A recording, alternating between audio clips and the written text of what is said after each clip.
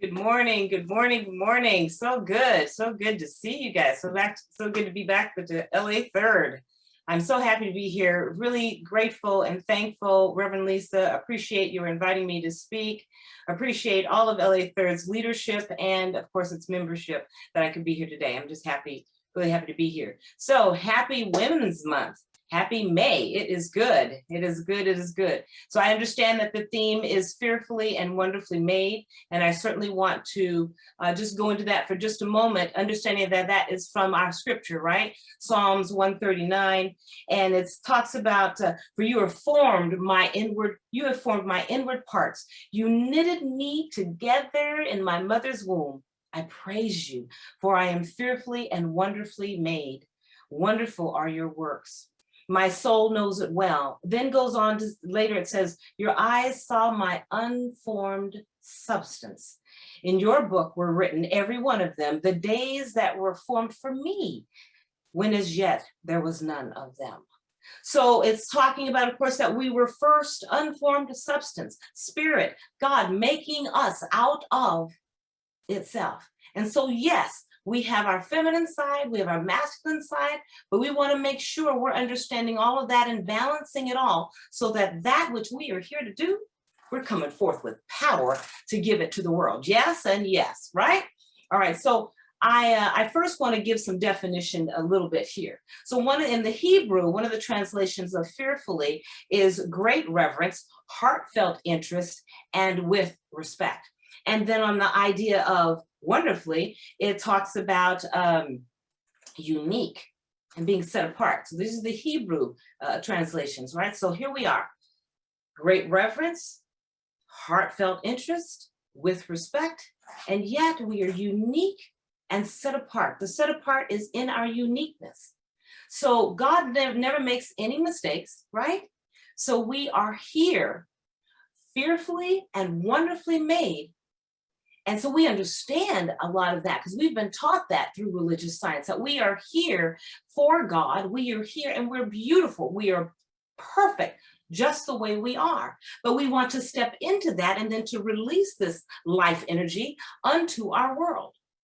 So, but I want to take us just in a little bit slight different direction, but keeping in mind that we are the essence of God. But the difference between us and the rest of creation is consciousness, awareness. It is for us to remember and to become aware of the God essence that we are, that why we are here is to express God fully. And to do that, we have to be aware of what we're doing at all times and how we're being, how we're saying. So I want to invite you today. I want to invite you to a broadcast station. Now, normally we think of broadcast stations as radio stations, that kind of thing externally. Oh, not today, though. Not today. Today, I'm inviting you to an inner broadcast station. I want to invite you to tune into WPPG. So you can say out loud or you can say under your breath, WPPG. I'm tuning in today to WPPG. So let's break it down. So W. Now, we talked about being wonderfully made. So the W is for wonderful. I want to talk about the definition very quickly though here. So the definition of wonderful or wonder is defined as a feeling of surprise mingled with admiration caused by something beautiful, unexpected, unfamiliar, and inexplicable. So today, we're going to, in this moment, look at wonderful as being full of wonder. You see, God just didn't make you so that God could just experience itself as you. It also made you and this entire creation so that you could be full of wonder of what God has done and what God has made, right? So let's take the external. The seven wonders of the world? There's so many more than seven, right? So I'm from Alaska, and one of the things that always kept me in awe is the aurora borealis, or the northern lights as they're called. The colors shining, the colors moving in the sky and then bursting into different colors and dancing. I was always in awe with that. It was just amazing to me. Then I moved to Nevada. I get to go to the Grand Canyon and I'm saying, oh my gosh, little man can't do this. Oh, God has done all of this. So we are here to be in awe of the great wonders, natural wonders of the world, but we've got to take it a little bit further. We're to be in awe of what God is doing in the invisible, in the infinite that resides within us. We are to be in awe of what God wants to do through us, and then to move through that boldly and powerfully, and to remember that it is infinite. So whatever your path is spiritually and however you are working through life now, there is so much more God wants to do through you. But to do that, we must remain like a child, as Jesus says. We must have this childish, awesome, like, wow, what is God doing now? So that we stay humble and yet be in awe, so that we can open up the channels and allow the God nature to move through us. So we are to be wonderful, full of wonder. So under your breath, turn to your neighbor, somebody in your house, scream at the walls, or you can say it to the screen. I am full of wonder today. I am full of wonder today. So let's go back to the radio station, or to the broadcast station. So this first P is for purposeful. Now, many of you have already heard, or you already know, that, as we said, God makes no mistakes, so therefore you are here for a particular purpose. Some of us actually know what our purpose is here to do on the planet Earth, and some of us don't. Some of us are confused because we're so multi-talented, and so we're not really sure why we're here and what our purpose is. Well, this is where, some of our spiritual practices and the faith, having faith in who and what you are and whose you are as God's divine child, just knowing that and surrendering to that will allow the reason you are here on the planet to come forth into your conscious mind, your conscious awareness. And here's the thing, if you are always faithful to God and wanting to serve and be the God essence that you were created to be, you're going to move into your purpose, whether you're consciously aware of it or not. And here's what I can guarantee, that part of your purpose has something to do with the qualities of God: love, beauty, peace, patience, harmony, all the verities that we attribute to God. That is part of who and what you are, and your only job is to release that, to release the love, to release the beauty, to release the kindness, the joy, the prosperity. All of that is within you, and the only job is to release it. Then you're always going to be on purpose. So I am a hospice chaplain at this time, and so I get to meet with people who are either have a terminal illness or who are getting ready to make their transition. And so many times, many of my patients are elderly, right? They're of an older age, my age or more.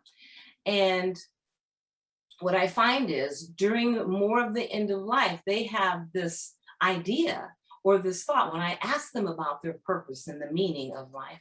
Well, I don't know. I don't think I did a good job. I haven't done enough. And, my life is kind of over. So there's really no purpose for it now. And that's when I get to move into part of my counseling.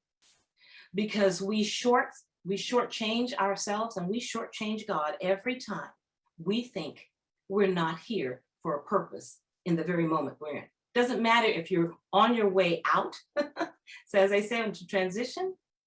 It doesn't matter the so-called dis-ease that is in the body. You are on purpose. There's something going on. The day you are not going to be on purpose, really on purpose, you will leave. We will move off of this planet. So I'm asking you to take a look at your life today. And if you've got any question about being on purpose, I'm asking you to move into the qualities of God. Are you love, and are you loving? Do you cherish peace, and are you peaceful? Do you understand that you are beautiful and you are to release that beauty onto the planet? You are always going to be on purpose when you go back to who and what you really are and the qualities of God. It's so interesting. So a week ago, it's been about a week, I was with a patient, and she is of an older age, and her body has the disease and appearance of Parkinson's, and it's more of an advanced stage. So I'm talking to her, and it was my first time with her, so I have to do an assessment, is what they call it. And I'm talking to her, asking her questions. And she was saying, I've been in this bed for 7 years. I don't even know why I'm still here. It doesn't make any sense to me, blah, blah, blah. So of course we get into the meaning of life, and we're talking. And I move her into the space of understanding what I just said to you, that you are still here and that you do have purpose, love, joy, peace, those kinds of things. So she's listening. And then all of a sudden something must have hit, because she starts telling jokes. She starts telling these jokes and I am rolling. I'm laughing, going, oh my gosh, what's going on here? Her whole countenance had changed. And I looked at her near the end of the assessment. I'm ready to go. And I said, I want to thank you so much. I've had such a good time with you today. Thank you for brightening my day, making me laugh. And thank you for being on purpose. And you could see it hit her. You see, she still had so much love to give, so much beauty to be, and so much patience and kindness to give. And here I am, a stranger. She brightens my day. But she had thought up until that moment, she was like, I don't even know why I'm here. Why are you here? And all I want to leave with you with on this particular P is whatever you think the reason for your being here, there is so much more. You are on purpose every time you wake up, and God has granted you another day to be here on the planet. So become aware. Use the consciousness that God has gifted you with to become aware of what your purpose is. Not the doingness so much, the beingness, the being of love, peace, joy, and so on. Yes? All right, back to our broadcast station. The second P. The second P is prayerful. Be prayerful. Now, we talk about prayer a lot in religious science. We talk about affirmative prayer, right? Not so much the begging and beseeching, but to know and to pray as Jesus prayed, already knowing it is done. Yeah, we talk about that.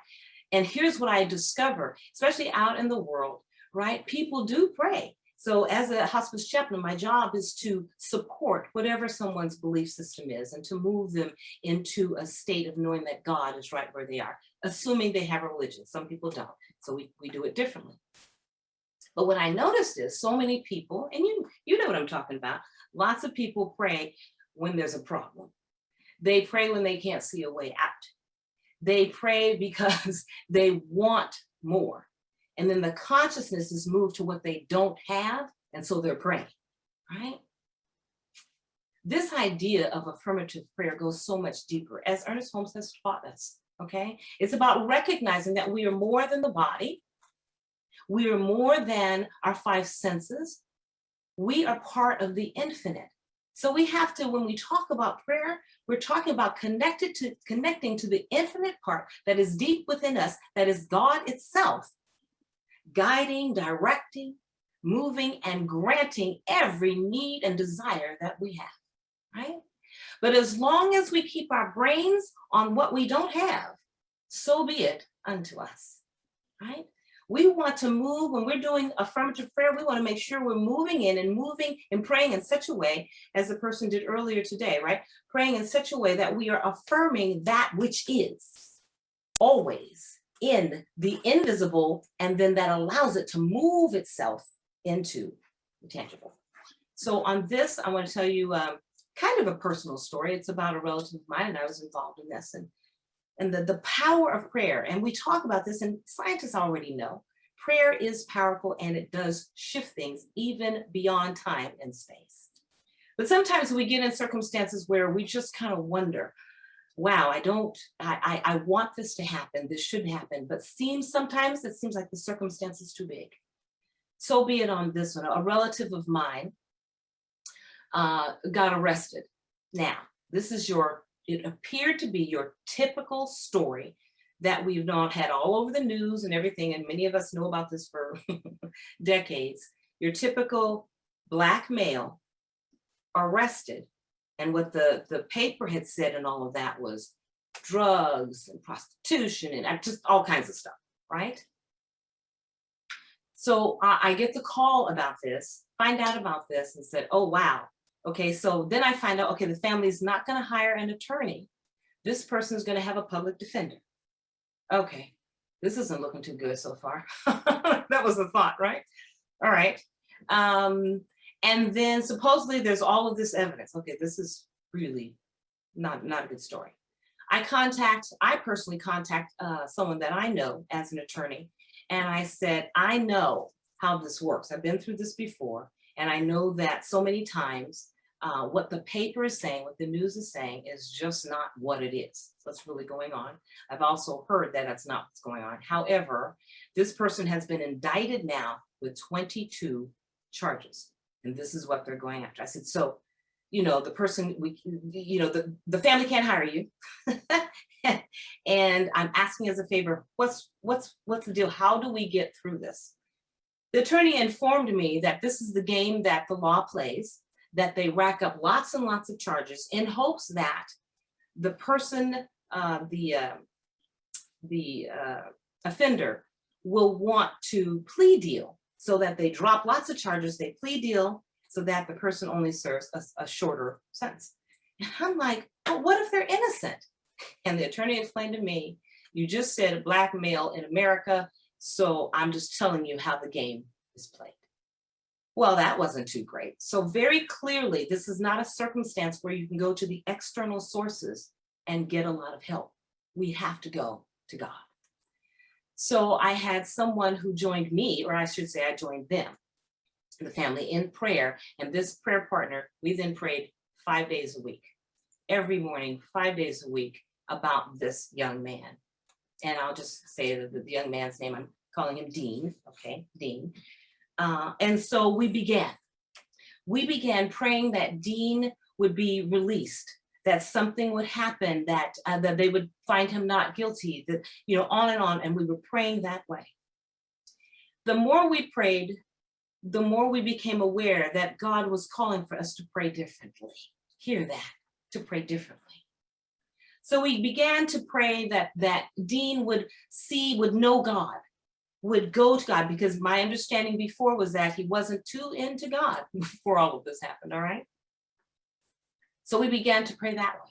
And then we were called to go further, to begin to pray about the system that is corrupt, that tends to want to put Black men in jail, to stop seeing it that way and to see it as a system that would work for Dean's highest good.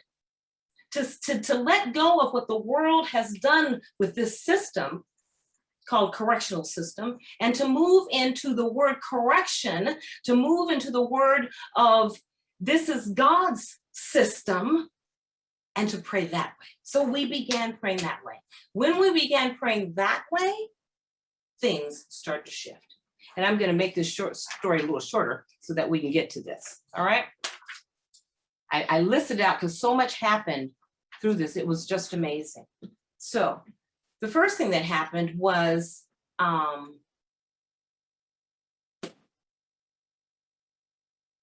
oh, I know, that's right.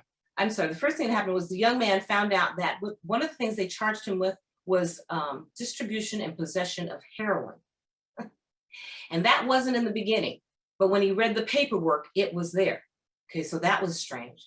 The prayer partner went to the jail and told the young man, make sure you do not depend on the public defender, but that you depend on God. Therefore, you need to take charge of your own case, do your own research, and make sure you're informed about all of this. So what's the first thing that happens?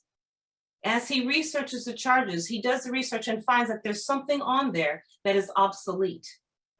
2 years before they had changed the law. He tells the public defender does the research. Sure enough, that one's done. The next thing that happens, I'm looking here. Over the weeks, again, we started changing how we were praying. So let me get part to the some real crazy, wild stuff that happened through this. So we're praying, we're shifting, and when you can feel energetically, everything is shifting, but we don't know what. Here's the next crazy thing that happens. I get a phone call from the prayer partner that says, you won't believe what I have in my hand. What do you have in your hand? Well, it's a letter that was addressed to Dean with the address of the jail, right? Regular, Dean so-and-so, blah, blah, blah, blah, blah, in the jail. I said, well, how did you get the letter? The person said it was in my mailbox. Okay, I don't understand what you said. He said, you heard me. This letter somehow ended up in my mailbox. And that's not possible. It's addressed to, he said, I know, Marquita. And I'm telling you, I am holding the letter. He said, not only that, but let me read you what's in the letter.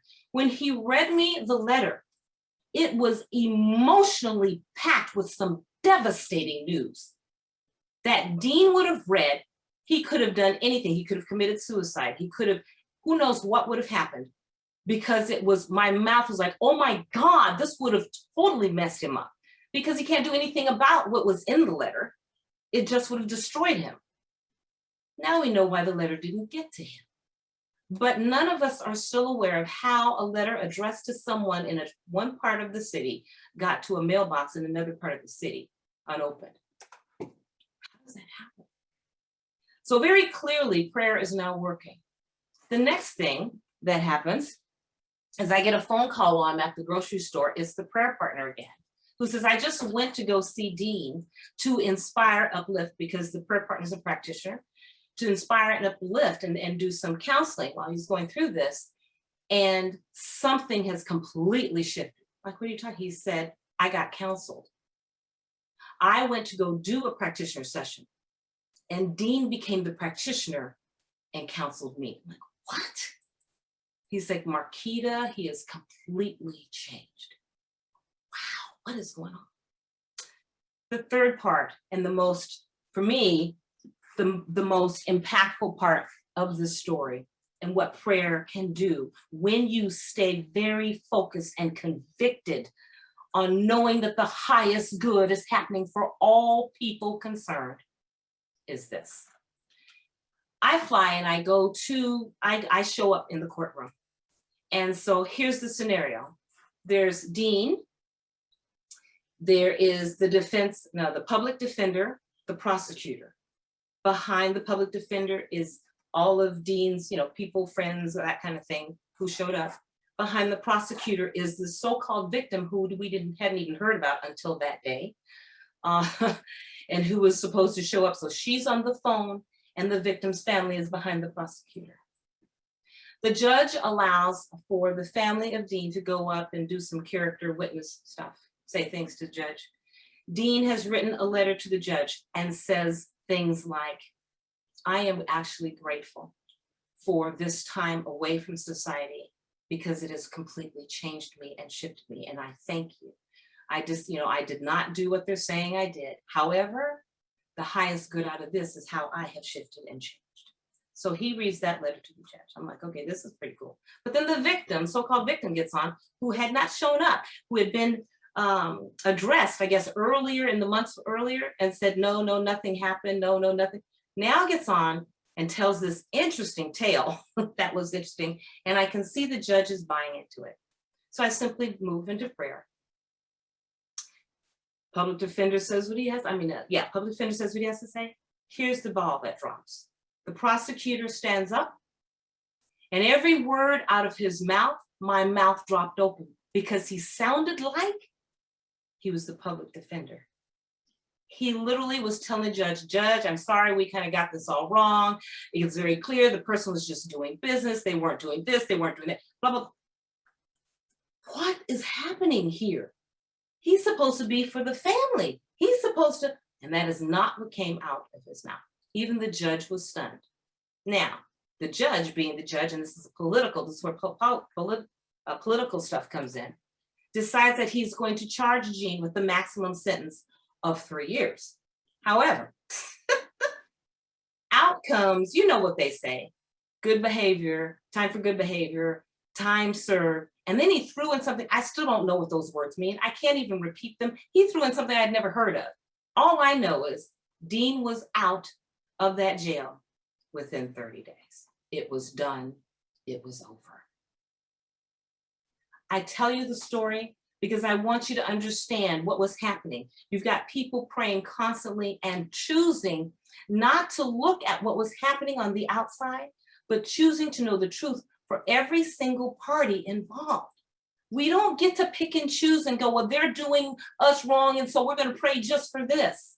That's not the way prayer works. And it's certainly not what Jesus did. Jesus is very clear. He always gives thanks. As a matter of fact, Ernest Holmes says, Jesus' method of approach during his entire ministry was to give thanks and then command the law to work.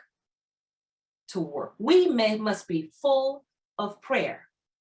And just as Ernest Holmes stated, we also then get to do the last part of WPPG. So back to the station, the G is for grateful. We must give thanks at all times for everything that is going on. Okay? To be fearfully and wonderfully made means to constantly be in a high vibration, a high state of gratitude all day, every day. In our center, one of the things we're clear about is you must wake up. You must wake up in gratitude. Now, to do that, it means you got to practice it every day so that your whole being starts to immediately, as soon as you halfway wake up, it starts to go there. That takes practice. It's a habit that you get to develop. But here's what's important about gratitude. We have a tendency to be grateful for what we have, as we should. That is really, really important. But we want to be so clued into that till we are not then talking about what we don't have. We don't talk about what's missing. I have a quote here for you today. It says, and this one's from Wayne Dyer, it says, when your heart is filled with gratitude, it is grateful for everything and cannot focus on what is missing. As long as you keep your mind stayed on what is missing, what's not happening into your life, what you don't want in your life, so be it unto you. It is what then God hears, the universe hears, and grants to you. So just think, if you do the opposite, you keep your mind stayed on what, not only what you have, but from the invisible, you know what is and what can be in your life. That's how you pull it forward. You just keep your mind stayed on what you do want and what is possible for you. You are here as the divine creation of God. All things are possible in God. We say that, but we must learn to live it by keeping our mind stayed on what we believe is possible. Stay there. Don't stop ever, right? In that way, the universe corresponds and gives us our needs and desires already met. Yes? It's the station of WPPG. I'm glad that you've joined me today to be in this station, to make sure that you're keeping that on your mind as you go through the days. I love being here with you today. It's been really fun. I love seeing some of you. It's really great. And again, just if you don't take anything away, just keep WPPG. What did she say? Wonderful, purposeful, prayerful, and grateful. We allow that to be, and so it is.